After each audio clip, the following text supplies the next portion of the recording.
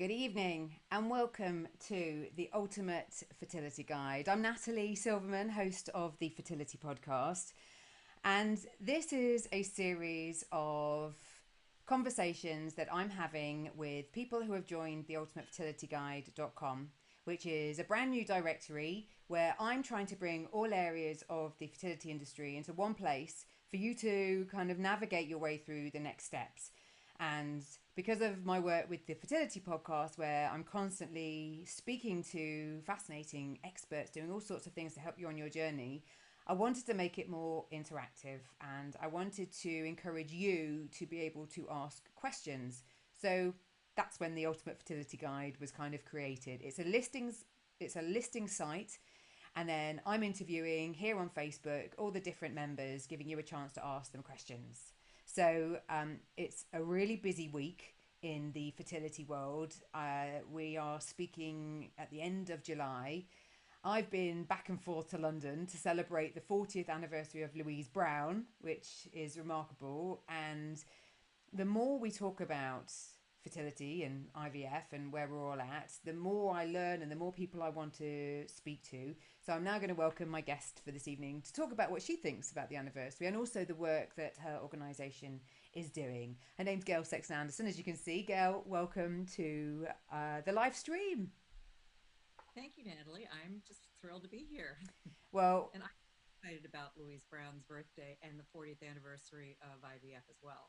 Well, I'm interested. We'll start there. I'm interested in what you think about it because you've been working in this space. We'll talk a bit about your organisation, but you've been working in this space for over a decade, Yeah, and I'm interested in what you think. There's a lot of yeah. celebration. There's a lot of conversation. How do you feel it's changed? The landscape's changed. Oh, I think it's changed dramatically. And I've been involved for 20 years, a little over 20 years. And I'd say when I first started, and I've also heard a lot about how it was back when, Louise Brown, because I actually, I've met her and she spoke at a conference that I attended. And back when she was born, there was an awful lot of like, should we even be doing this? Are we trying to play God? And is this, something that maybe we should not be venturing into this category? But things have changed so much. And now really anyone from, regardless of what your background is, everyone has this strong desire to have family. And now, regardless of who you are or who you love, you can create a family. And so it's changed dramatically from like, oh, should we even be going there, to being far more accepted and far more accessible to many more people. And I see that as being a really positive change. And as well as I think more of the couples that are choosing what we call third party fertility, when you need an egg donor, a sperm donor, or gestational carrier, or surrogate, where it's not as much of a taboo. It's more openly spoken about. There's still some people that have reservations about sharing what they're going through, but I think it's getting more and more open. And so those are things that I see as being huge and positive changes. It definitely feels that we're able to talk about this more. And the fact that we're talking again is great because I have to just confess, Gail and I spoke a little while ago and the sound wasn't good. So I'm just going to take this moment to triple check because initially there was a comment that your sound was low. We're Right. sorted. Gail, everyone can hear you. We're good to Yep. go. I was worried there before I had you kind of reel out the pearls of wisdom. Let's talk about Donor Concierge. Let's talk about how it came to be, and Sure. then we'll talk about what it is that you do because it's an incredible organization. And apologies, I said a decade. It's been over two. Tell me Yeah. how you set up the organization. Well, and our organization has been, you were right pretty much with the decade, because we've been in business for about 12 years, but I've been in this field for over 20 years.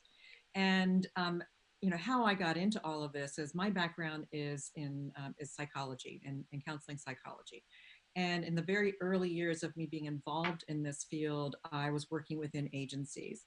And what always struck me was that when intended parents, they found out that they needed to have an egg donor, that they were often sort of, the mindset would be that any one agency or any one clinic that had donors within their internal egg donor program, that should be enough. That should be enough for anyone. and that they should be able to find exactly what they want. And you know, don't they just want to have a child? But the truth was that, you know, eggs are not just eggs. You know, eggs have all these attributes and characteristics that will create that future person. And whether it's that this person is not a good fit because they don't share your ethnic background, because often what would happen, and that sparked me to want to do this to begin with, was I would have someone who would come in and they would be, say, of Chinese descent. And we didn't have any Chinese donors in the program that I was working in. And many programs didn't have any Chinese donors.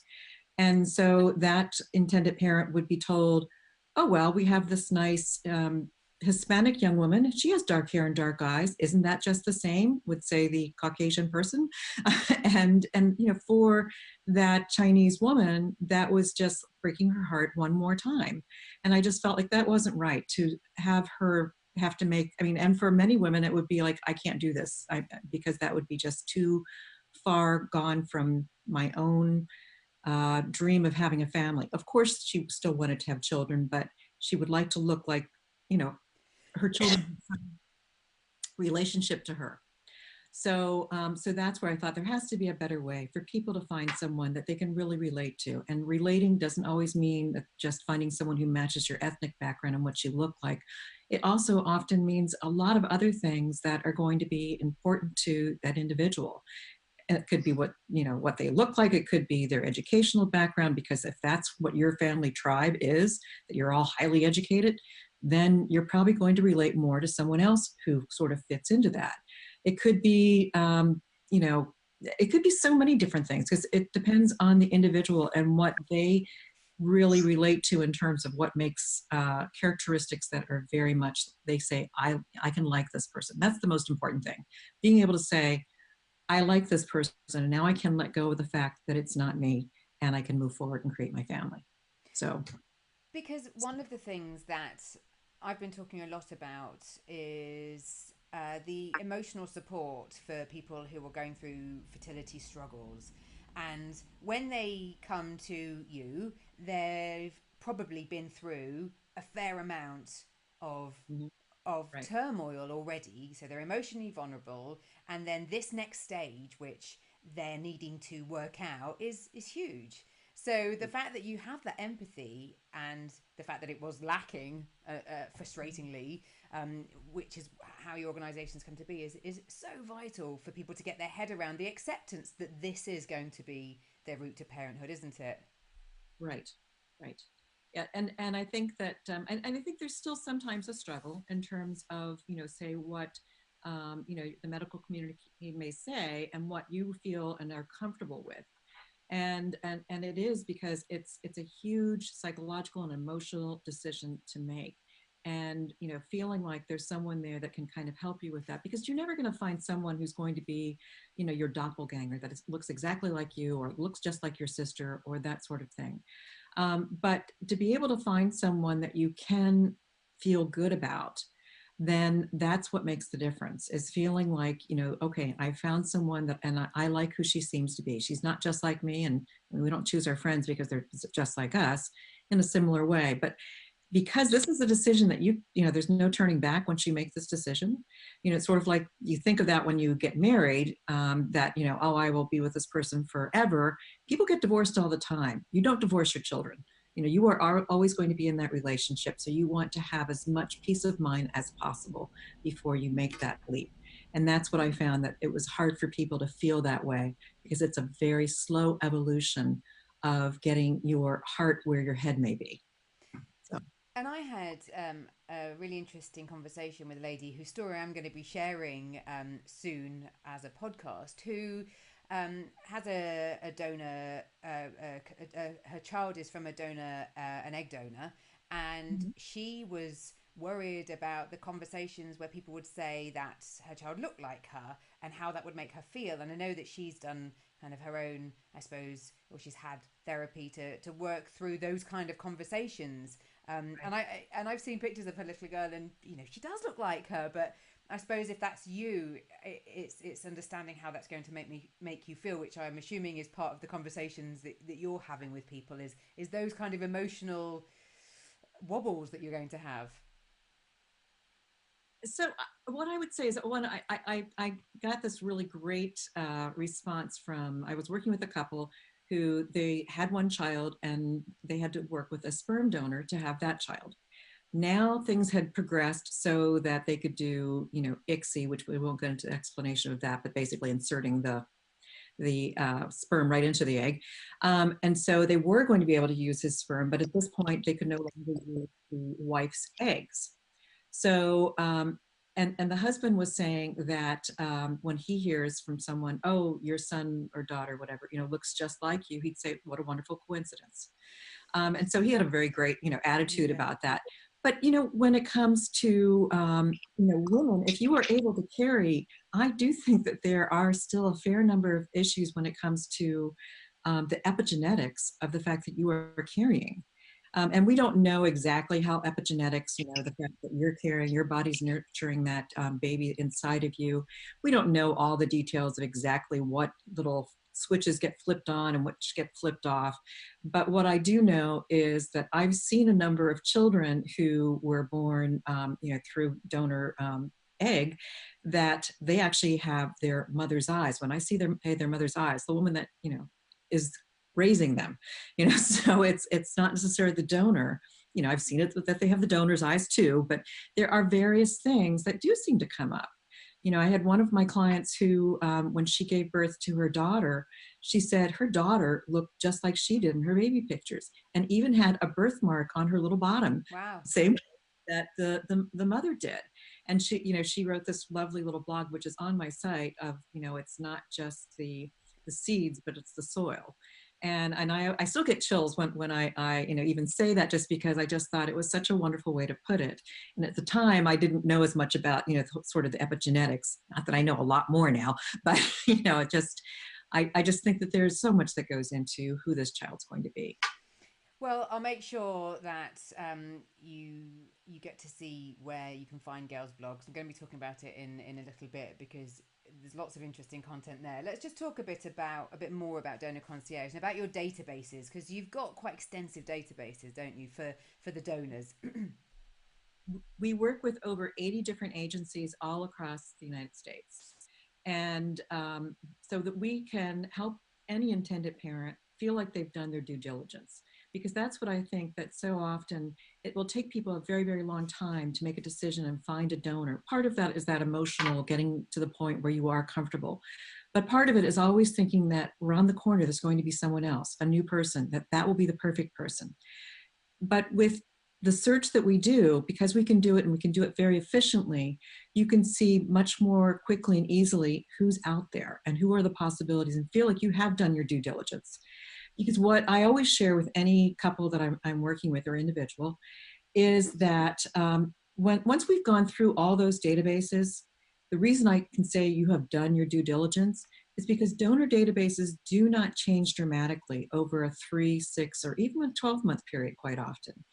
Because the whole, for a young woman to choose to be a donor, it's not like there's sort of a, sort of like product out, product in, and sort of like someone gets chosen as a donor, a new donor comes in that would be very similar to the one that was just chosen. It doesn't work that way at all.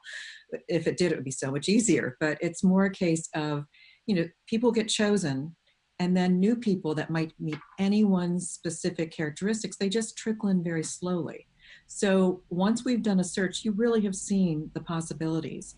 And I always say choose 3 to 5 possible candidates that you feel like you could go forward with, because there are things that can come up that number one person that you thought she's perfect and would be the only one you could do this with. If someone else chooses that donor 5 minutes before you get a chance to say, yes, I'd like to cycle with her, it's best to have the sort of the philosophy of, that wasn't meant to be. I'm going to let go of that and go on to the next one, because there's no one perfect donor. The only perfect donor, well, would be you, or the child that you were able to create, the donor you worked with. That's the perfect donor, because now you have your child. So it's just, there's a lot that goes into it. It's a kind of a juggling that we try to help people with, so it's not quite so many ups and downs of the roller coaster. Well, the managing of expectations is a huge part of what you and your team do, and as well as matching as with the donors, as you've just said. Donor Concierge also has a surrogacy arm to what the organisation does, and I'm keen to talk about that too. And I mentioned your blog before. One of the reasons was, well, I want to talk about it, but the one of the things I just read on your blog was you'd spoken about kind of managing your expectations and working with a surrogate. And Right. I've just seen that you've shared the actual blog link in the feed for where the video is going out, but it will be coming up in this chat as well, the details of the Donor Concierge website. But you talk about things like not eliminating a surrogate based on your non-medical assessment, because we're all guilty of being Dr. Google, aren't we? And when we're so immersed in this fertility world and we're checking this and checking that, I'm assuming when we get to see what we get to see from a surrogate, we're making judgments, aren't we? Of course, yes. It happens, and it happens all the time. And I somewhat jokingly say, don't expect your yoga, instructor to go want to be a surrogate for you, or someone who's just like your neighbor. It's sort of, these may be people that you wouldn't necessarily always think of yourself as being, like, I don't know if I could picture this person being my friend. But what I find is that these are women who just have these amazing hearts and desire to help people. And of course they have to have had at least one child, and not more than usually you don't want to see more than, like, they can have had 5 pregnancies and do one more as their surrogate journey if they want it. But we sort of don't want them to have done it too many times. But basically, to not sort of have this mindset of they have to be a certain way, and they have to eat a certain way, and they have to be, all of these different things that are sort of your ideal of what, you would want for yourself if you were able to carry.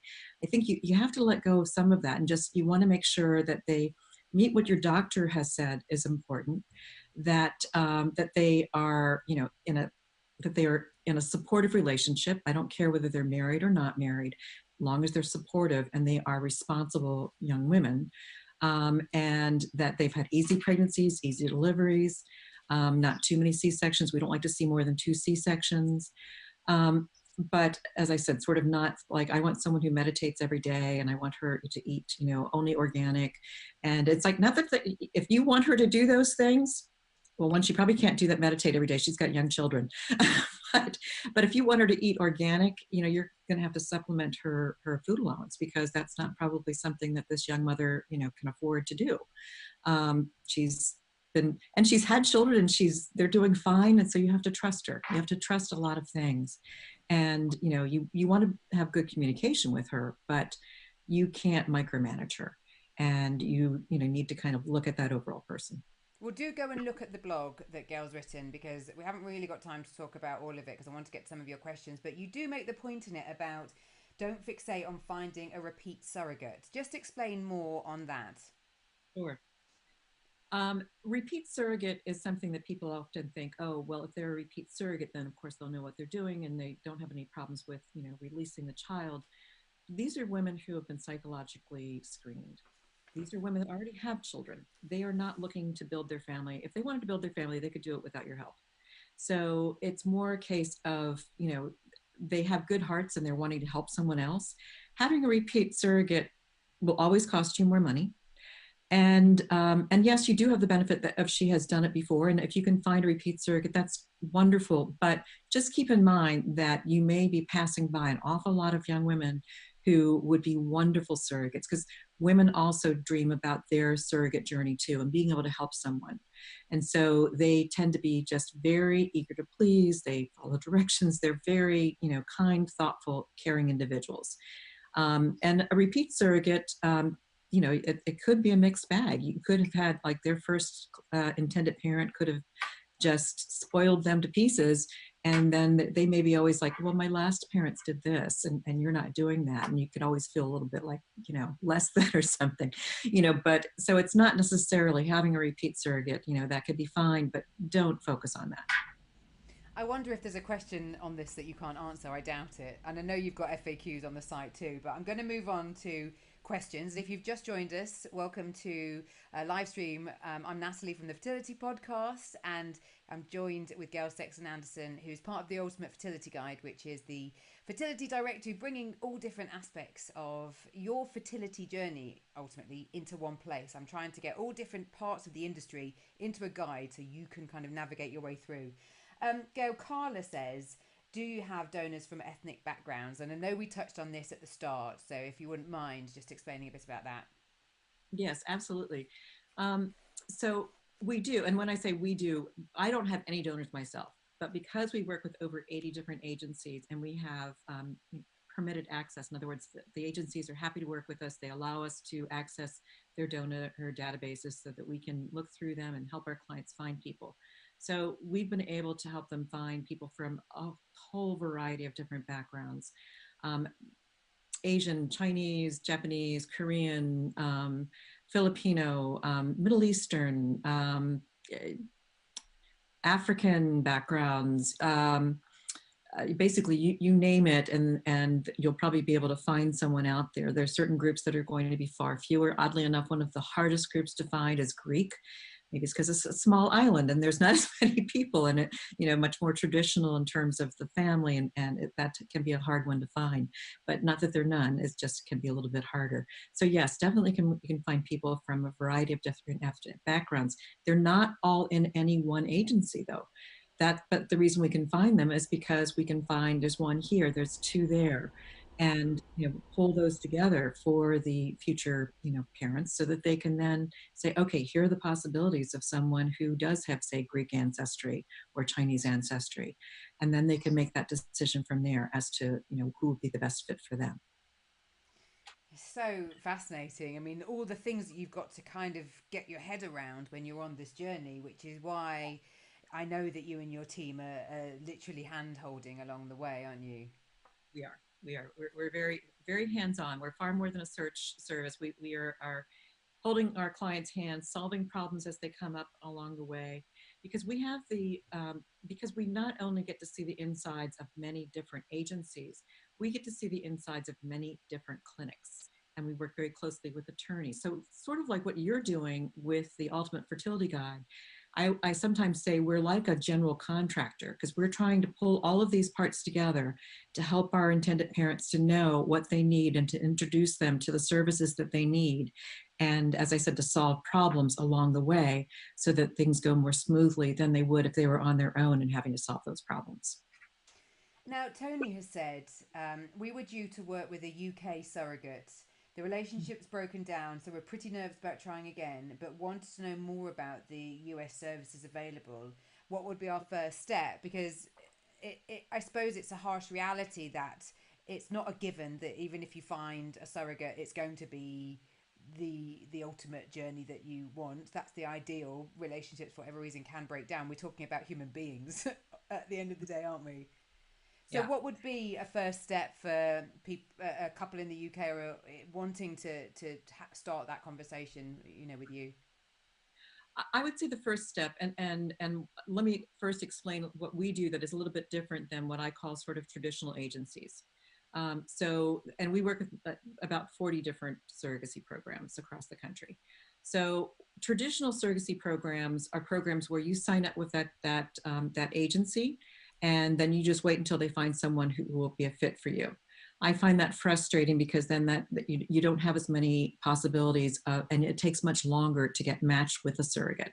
So what we do is we work with what I'd say are medium to boutique size surrogacy agencies. So they're not the huge agencies where they have a long waiting list, but somewhat smaller agencies that we have vetted that I feel very comfortable with, where we can reach out and say, we have clients that we're trying to match. Who do you have currently? And they will share surrogate profiles with us. And then we review those going by the ASRM guidelines, which is, I'll let you explain that later. But anyway, basically medical guidelines for what is the best practice. And then those, and also we're always in contact with their physician to say, do you have anything specific that you look for in a gestational carrier? So then once we've done that and we find possible candidates that would be a good fit, we will have already asked our intended parents we'll have talked to them and learned a lot about them. We'll have them write a Dear Surrogate letter, which basically is something that says, thank you so much for being willing to do this. Here is our story. And that is that's where you speak to the heart of that surrogate, because it is very much an interactive relationship where they're choosing you as much as you are choosing them. And so when we present a profile of a surrogate to one of our set of parents, then we say, does this, what do you think? And they say, oh, she looks like, a very sweet person and she has this lovely little family. And then we say, okay, great. And we give their profile, which tells a bit about them, to that surrogate. And she says, oh, I'd like to help them. But before I want them to meet, I first want to have that surrogate's medical records reviewed by their physician, so that the physician can say, from what I can see, she's had easy pregnancies, easy deliveries. I see nothing to get in the way of her being a viable surrogate for you. If he or she says that, then I say, okay, great, let's have a meeting. And then they meet. And usually it's through Skype for the first meeting, or some sort of video. And then they get a chance to kind of get to know each other a little bit, have a conversation. I usually don't recommend that they make a decision on the spot, because that you want to sort of sleep on it, because everybody's all excited during this, meeting, or meet and greet as we often call it. But then you can see if it's a good fit from that point. So as you said, sort of the starting point is having a conversation, with us to begin with, and then we can help them along the way. And a lot of what we are doing in that consult is an educational process. Well, on that educational process, because Dominica said how they've been talking about working with a US surrogate, but concerned about the legalities because there's quite different Mhm. rules in the UK compared to the US. Do you offer guidance with all the legal side? We do. And our biggest guidance is we are not attorneys, but beyond that, we're always working really closely with attorneys. And so before we even start doing the matching process, we're talking to our legal advisors to say, this is the couple we have. They're from the UK. They're married. They're not married. They're, it's a single mother. It's a single father. Finding out where would be the best place for us to look in terms of, the state, because every state and sometimes every county can have different laws. That's not for the intended parents to need to worry about. Those are things that we are looking into so that they don't have to worry about that. And again, we're working with the attorneys very closely. So they also should be working with an attorney in the UK. And certainly we can give them recommendations of attorneys who work in this very specific area of law. You don't just go to your brother-in-law or sister-in-law who happens to be an attorney, or even a family law attorney, if this is not what they do. So because there are very specific laws that have to be considered. But it's all very doable, and it's not a big stumbling block between the US and the UK. I think that's so important for people to hear and kind of put their mind at rest a bit if it does seem so far away and too overwhelming. I'm just going to share, because we're running out of time, I'm just going to share the details of Donor Concierge website, and I've shared a lovely picture of your team, Gail, who all look so nice, and also the the blog that we mentioned earlier is underneath the field in the notes of this video. You got a nice team of people there, Gail, and I'm assuming that there's that real family atmosphere because what you're dealing with is so sensitive, isn't it? Very much so. Now we have a very close knit sort of family type team, yeah, and it really is. We are very much a team, because even if one of us is working on a particular case, we're all saying, "Oh, you should share this with them because I think that they might like this particular candidate," that sort of thing. So they work very interactively. There's not, we don't have a lot of, we don't have any that I've noticed friction. Usually, it just works very well. And such a rewarding kind of, although challenging, space to be in. Yeah. All right, Gail. Well, it's been lovely chatting to you, and we will be sharing our chats. And you can see more about Gail on the ultimatefertilityguide.com as well, about Donor Concierge, and you'll be able to find all their social media links and everything because that's what we do. We want to connect. So, Gail, thank you for your time. It's been lovely chatting to you again, and I'm so glad we could hear you this time. Yes. Thank you. Now, then, next time on the live streams, I've got are a number of different people lined up. And because we're heading into the summer months, because I'm speaking to you in the end of July, we haven't got them all confirmed yet. So for now, here's all the social network details for me as the host of the Fertility Podcast, and how you can follow the Ultimate Fertility Guide on Twitter and Instagram. Our Facebook pages are very straightforward. It's the Fertility Podcast and it's the Ultimate Fertility Guide. The Fertility Podcast is out every single Monday, and I'm always talking about stuff related to fertility, whether I'm speaking to an expert or I'm speaking to somebody sharing their story. So if this is your first taste of me and what I'm doing, I'm a former patient. I have a 3-year-old through successful fertility treatment, and I just want to kind of help you feel less alone, bringing people like Gail to the table and all sorts of other brilliant people. So do connect. It'd be great to have you kind of following and hear what you think. And thank you for joining us.